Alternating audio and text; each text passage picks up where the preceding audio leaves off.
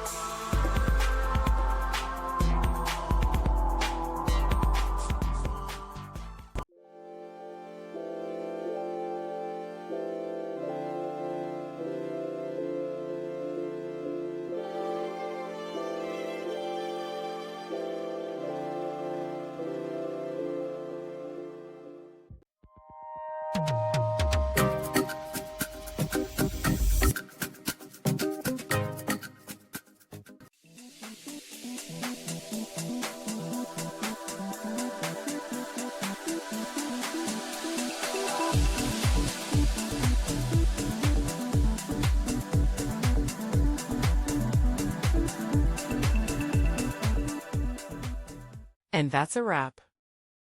I hope you found the answer you were looking for. If you did, take a second to hit that subscribe button. It really helps out.